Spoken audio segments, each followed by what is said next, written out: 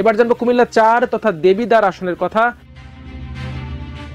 যুগ যুগ ধরে এলাকাটি বিএনপির ঘাঁটি হিসেবে পরিচিত, তবে এবার দলটির অন্তকোন্দল ও গ্রুপিং এর কারণে পড়তে পারে নেতিবাচক প্রভাব। মাঠ দাপিয়ে বেড়াচ্ছেন সাবেক এমপি মঞ্জুরুল আহসান মুন্সী ও তার ছেলে কুমিল্লা উত্তর জেলা বিএনপির সাবেক সাংগঠনিক সম্পাদক ব্যারিস্টার রিজভিউল আহসান মুন্সী, কুমিল্লা উত্তর জেলা বিএনপির সদস্য সচিব AFM তারেক মুন্সী এবং রাজধানীর গুলশান থানা বিএনপির সাবেক ভারপ্রাপ্ত সাধারণ সম্পাদক MA আউয়াল খান। তাদের সবাইকে ছাপিয়ে এবার আলোচনার কেন্দ্রবিন্দুতে উঠে এসেছে এনসিপির দক্ষিণাঞ্চলের মুখ্য সংগঠক হাসনাত আব্দুল্লাহ। দলটির মনোনয়নে তিনি প্রার্থী হতে পারেন বলে অনেকটাই নিশ্চিত হয়ে গেছে। বৈষম্য বিরোধী আন্দোলনে তার নেতৃত্ব ও নতুন বাংলাদেশে তার ভূমিকায় জনপ্রিয়তা ক্রমেই বাড়ছে।